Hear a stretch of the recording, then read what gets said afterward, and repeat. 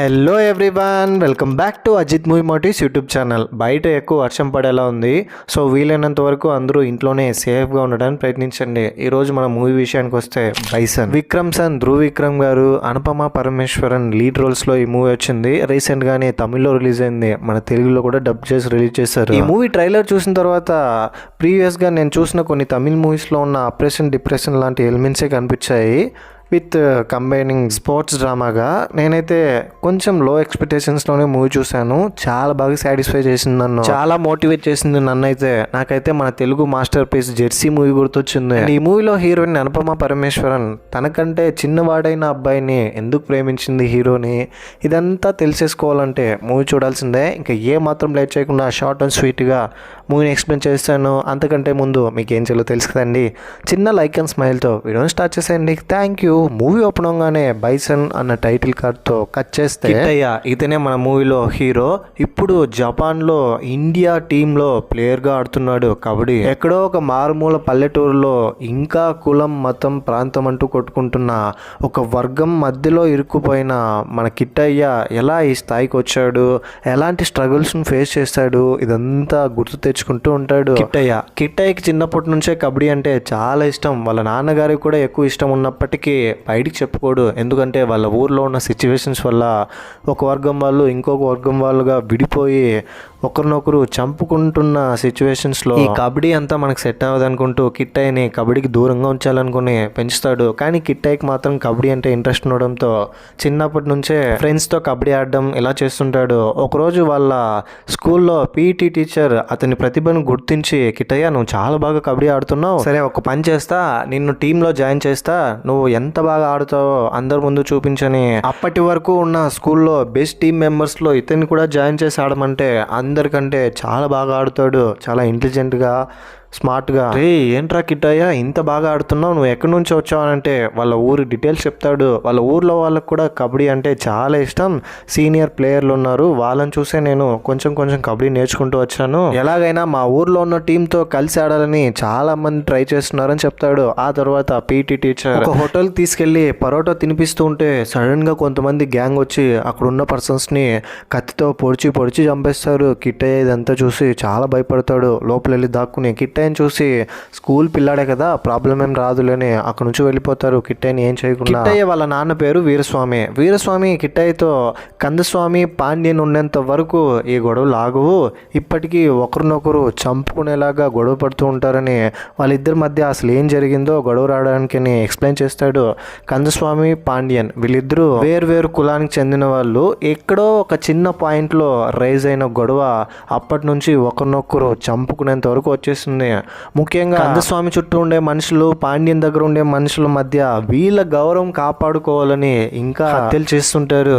వీటి మధ్య సామాన్యులు నలిగిపోతూ ఉంటారు. లైక్ కిట్టయ్య లాంటి ఫ్యామిలీస్. కిట్టయ్య కబడ్డీ చాలా బాగా ఆడుతున్నాడని వాళ్ళ పీఈటీ టీచర్ వీరస్వామితో చెప్తే, సార్ మాకు ఈ కబడ్డీ ఇవన్నీ సెట్ అవ్వదు, ఇప్పుడు జరుగుతున్న గొడవలన్నీ చాలు, వీటి మధ్యలో మావాడు కూడా ఇరుక్కున్నాడంటే నాకున్నది ఒకటే కొడుకుని అక్కడ నుంచి వెళ్ళిపోతాడు. కిట్టయ్యకి ఒక అక్క కూడా ఉంటుంది, తన పేరు రాణి, అమ్మ ఉండదు, చిన్నప్పుడే చనిపోయి ఉంటుంది. పీఈటీ టీచర్ కిట్టయ్య వాళ్ళ నాన్న వీరస్వామిని చాలా కన్విన్స్ చేస్తాడు, ఏమండి మీ వాడు చాలా బాగా ఆడుతున్నారు కదా, ఒక్కసారి మన ఊరు వాళ్ళతో ఆడడానికి పర్మిషన్ ఇప్పించండి, వాడు చాలా బాగా ఆడుతాడు, మంచి ప్లేయర్ అవుతాడని అతన్ని ఇన్స్పైర్ చేస్తే, వీరస్వామికి కూడా కబడ్డీ అంటే ఇష్టం ఉండడంతో వాళ్ళ అక్క కూడా వీరస్వామితో, నాన్న నేను ఎలాగో 4 గోడల మధ్య ఉండిపోయాను, కనీసం వాడినైనా వాడికి ఇష్టమైన పనిని చేయనివ్వని ఫైనల్గా కిట్టయ్య వాళ్ళ నాన్న వీరస్వామిని ఒప్పిస్తారు కబడ్డీ ఆడడానికి. పీటీ టీచర్ వాళ్ళ ఇంట్లో ఇదిగో ఇక్కడ మీరు స్క్రీన్ మీద చూస్తున్నారు కదా, ఇది కనిపించిన తర్వాత ఇది మా కులదైవం అని అడిగితే పీటీ టీచర్ కులదైవం అంటున్నావు, ఇదిగో తీసుకెళ్ళని కిట్టయ్యకి ఇస్తాడు. కిట్టయ్య తీసుకెళ్ళి వాళ్ళ నాన్నకి ఇస్తే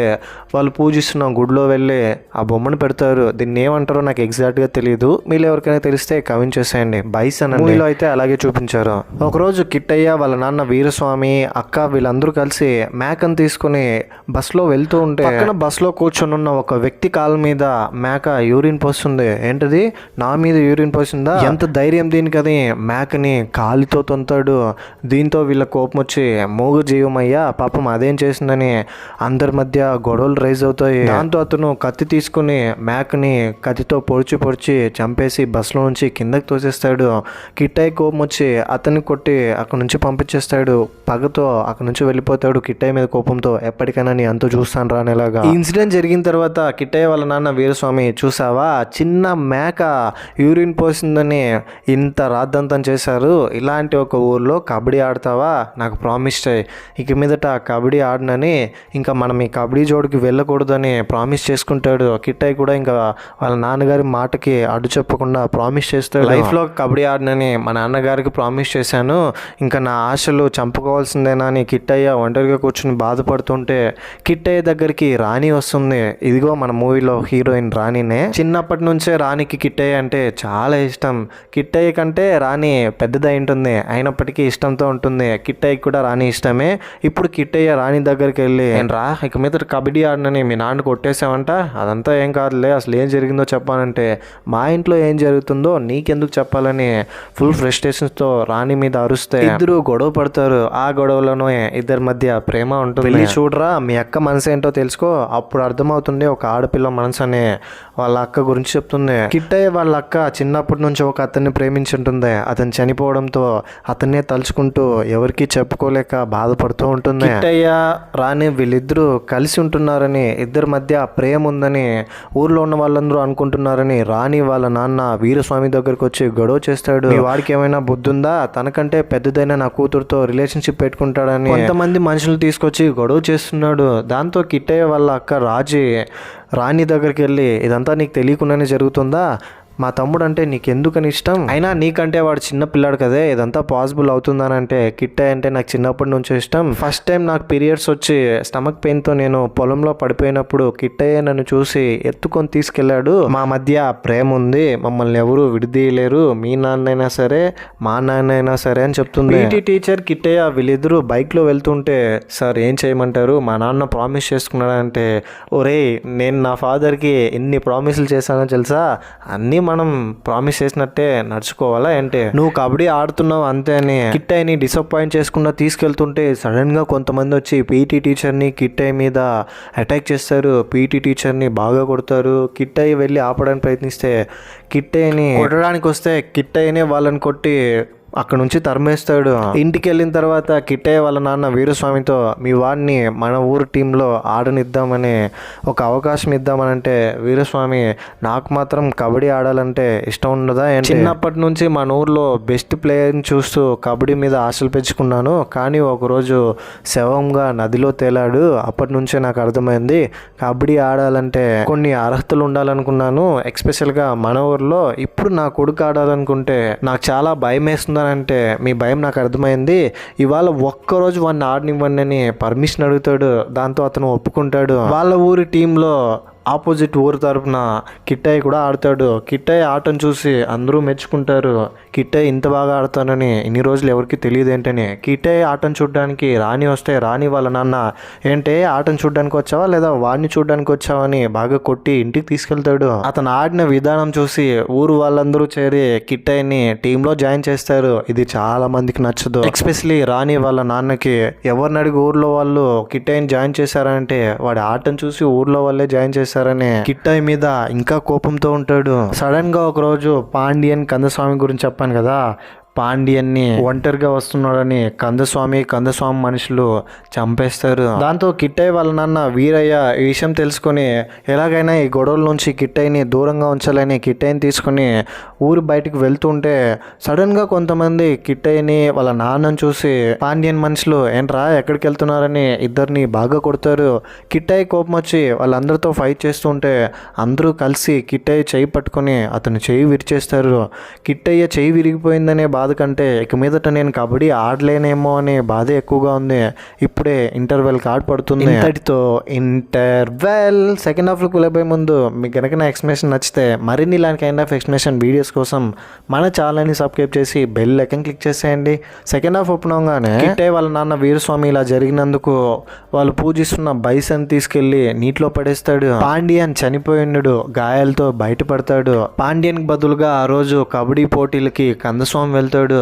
అక్కడికి వెళ్ళిన తర్వాత చేతికి గాయమైన కట్టుకొని మరి కిట్టయ్య అందరికంటే బాగా ఆడడంతో టీంని లీడ్ చేయడంతో ఇదంతా చూసి కందుస్వామి ఇంప్రెస్ అవుతాడు. చాలా బాగా ఆడుతున్నాడే, ఎవడితనంటే వాళ్ళ ఊర్లో ఉన్న వాళ్ళు అండ్ వాళ్ళ పక్కన ఉన్న వాళ్ళు ఇతను మనోడు కాదన్నా అని అంటే, ఏంట్రా ఆ మాటలు, ఏ కులానికి చెందిన వాడైతే ఏంటి, కబడ్డీ చాలా బాగా ఆడుతున్నాడని అతని గేమ్ని అబ్జర్వ్ చేసి గేమ్ అయిపోయిన తర్వాత కందుస్వామికి కూడా కబడ్డీ అంటే చాలా ఇంట్రెస్ట్ ఉంటుంది. కందుస్వామి ఒక టీం తయారు చేసి ఉంటాడు. ఆ టీంలో కిట్టయ్యని కూడా జాయిన్ చేసుకుందామని కిట్టయ్య పీటీ టీచర్తో చెప్తే అతను వీరస్వామి దగ్గరికి వెళ్ళి, మీ వాడికి ఒక బంపర్ ఆఫర్ వచ్చింది, కందుస్వామి వాళ్ళ టీంలో మీ వాడిని సెలెక్ట్ చేసుకుంటాడంట. ఎంత అదృష్టం ఉండాలో తెలుసా కందుస్వామి టీంలో ఆడడానికంటే. వీరస్వామి మన ఊరు వాళ్ళని కాదని ఇప్పుడు వేరే ఊరు వాళ్ళ టీంలో జాయిన్ చేపిస్తే మన ఊరు వాళ్ళు ఏమంటారు అంటే, అవన్నీ నువ్వు ఏం ఆలోచించుకొని అంటాడు. దాంతో కందుస్వామి మీద వీరస్వామికి కొంచెం అనుమానాలు ఉంటాయి. ఒకవేళ వాళ్ళ టీంలో కిట్టయ్యని జాయిన్ చేస్తే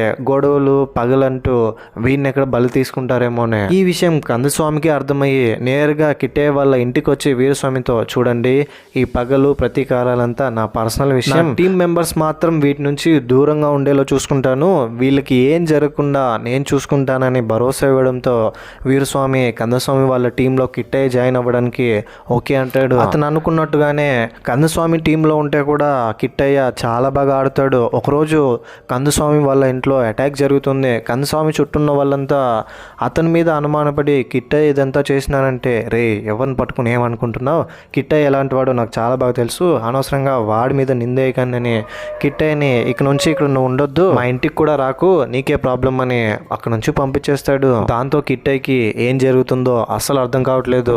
బాధతో నేరుగా ఇంటికి వెళ్ళి వీరస్వామితో, నాన్న ఏం జరుగుతుందో నాకేం అర్థం కావట్లేదు, కిట్టయ్య దగ్గర నేను నమ్మకంగా వాళ్ళ టీంలో ఒక ప్లేయర్గా ఆడుతుంటే వాళ్ళ చుట్టూ ఉన్న వాళ్ళు మాత్రం నన్ను అనుమానిస్తున్నారు, ఏంటి నాన్న ఈ మతం అంటూ జాతి అంటూ ఈ పగలంటూ ఒకరినొకరు చంపుకుంటున్నారు, ఒక్కొక్కసారి నన్ను నేనే అనుమానిస్తున్నా, ఎవరు ఎలాంటి వాళ్ళు నాకేం అర్థం కావట్లేదు నాన్న, నేను ఫిక్స్ అయిపోయాను, నాకు ఇంకా కబడ్డీ వద్దు నాన్న అని అంటాడు. ఏంట్రా కిట్టయ్య అంత మాట అన్నావు, ఇన్ని రోజులు నేను కబడ్డీ వద్దంటుంటే నువ్వు బాధపడేవాడివి, ఇప్పుడు నువ్వే వద్దంటున్నావు ఏంటి, అలా అనకూడదు, నువ్వు మంచి ప్లేయర్ అవుతావురా, నువ్వు ఇండియాకి ఆడాలి అని అంటాడు. దాంతో కిట్టయ్య, లేదు నాన్న మన ఊర్లో అదంతా ఇంపాసిబుల్, ఇప్పటికీ పగలంటూ ఎందుకు నాన్న ఇలా ఒకరినొకరు మన వాళ్ళని మనమే చంపుకుంటున్నామని ఫుల్ కోపంతో పరిగెడతాడు. కిట్టయ్యకి ఒక అలవాటు ఉంటుంది, ఎప్పుడైనా బాధ వేసినా కోపం వేసినా పరిగెడతాడు. కిట్టయ్య అసలు కబడ్డీనే వద్దనుకుంటున్నాడని కందుస్వామికి అర్థమయ్యి కందుస్వామిని కిట్టయ్యకి, చూడు కిట్టయ్య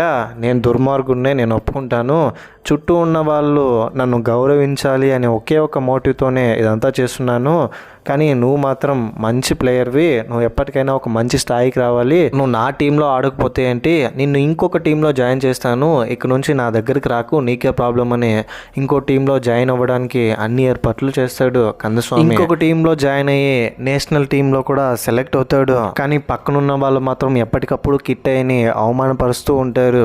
వీడు అందరి కాళ్ళు పట్టుకుని ఇంతవరకు వచ్చాడు, వీడికి కబడ్డీ ఆడే అర్హత కూడా లేదు మనతో పాటు అని టీం మెంబర్స్తో అంటూ ఉండడంతో ఇదంతా చూసి కిట్టయ్యకి కోపం వచ్చేది, బాధేసేది. వాళ్ళ కోచ్ కిట్టయ్యని మోటివేట్ చేసేవాడు. ఒక ప్లేయర్కి ఉండాల్సిన లక్షణం ఏంటంటే, నేను ఎప్పటికప్పుడు నీ చుట్టూ ఉన్న వాళ్ళందరూ నువ్వు ఏదైనా చేద్దామనుకుంటే అవమానిస్తూ ఉంటారు, వాటికి నువ్వు రెస్పాండ్ అవ్వకుండా నువ్వు గెలవాలి, గెలుపే అన్నిటికీ సమాధానం ఇస్తుంది, జస్ట్ ఇలాంటివన్నీ నువ్వు గెలిచే వరకు ఇగ్నోర్ చేయి చాలు, తర్వాత నిన్నెవరైతే అవమానపరిచారో వాళ్ళే మెచ్చుకునే స్టేజ్కి వెళ్తావు అని చెప్తాడు. ఆ రోజు వీళ్ళ ఆటను చూసి నేషనల్ టీం మెంబర్స్ని లిస్ట్ తయారు చేస్తున్నారు.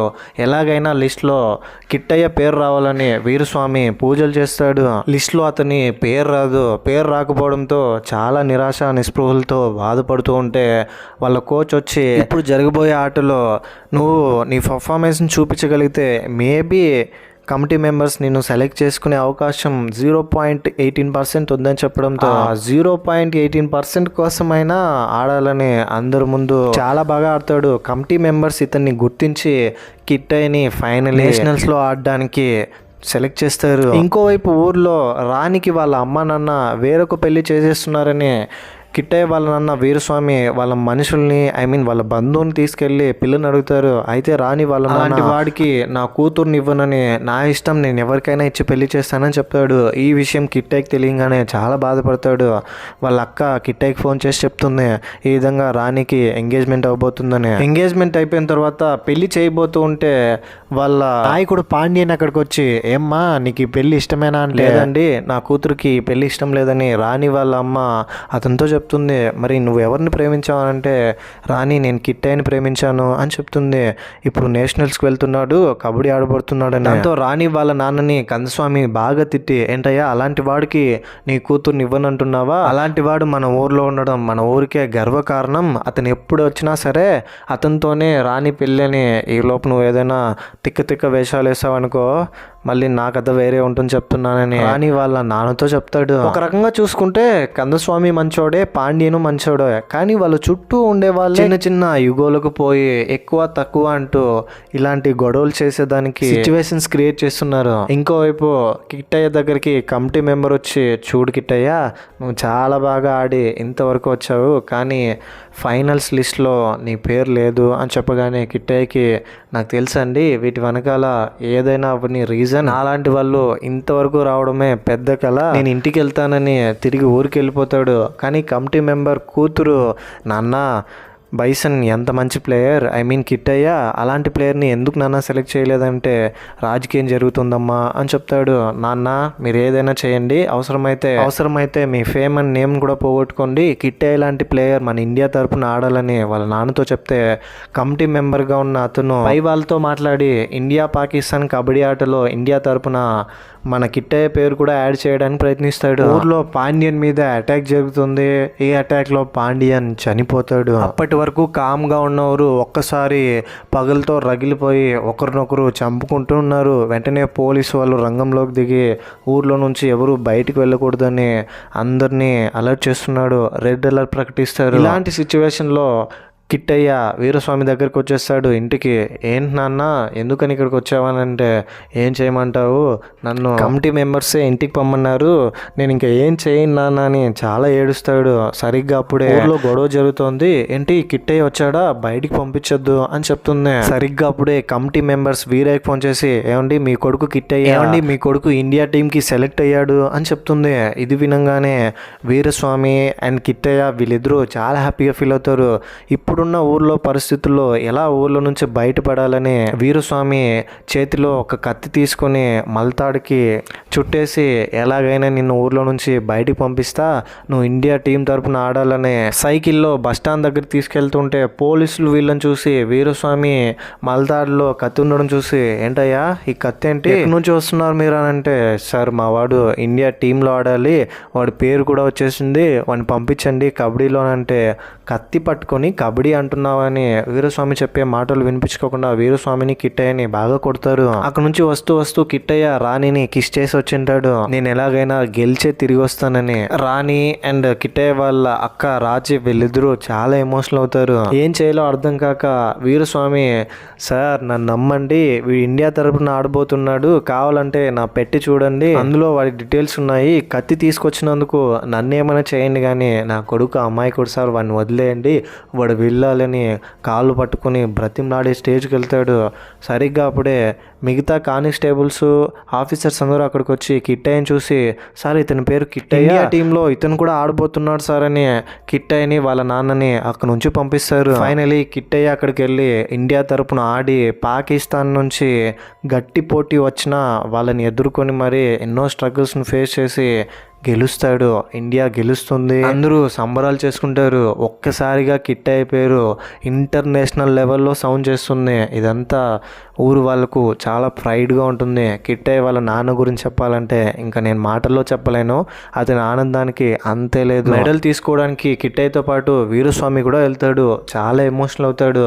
ఇంతకుముందు బైసన్ని పూజిస్తుంటారు కదా, చెరువులో పడేసింటాడు, దాన్ని తీసుకెళ్ళి ఎక్కడ పడేసానో గుర్తు తెచ్చుకొని మరి వెళ్ళి మళ్ళీ బైసన్ తీసుకొచ్చి బైసన్ని పడేసిన నీటిలో వెళ్ళి కిట్టయ్య బైసన్ని వెతికి మరీ తీసుకొచ్చి పూజించే ప్లేస్లో పెడతాడు. దేవుడు ఇంకా ఉన్నాడు, నమ్మకం ఇంకా ఉంది అని. ఊరికి వచ్చిన తర్వాత కిట్టయ్య రాణి వీళ్ళిద్దరూ పెళ్లి చేసుకుంటారు. అందరూ హ్యాపీగా ఉంటారు. ఇంతటితో మూవీ ఎండ్ అయిపోతుంది.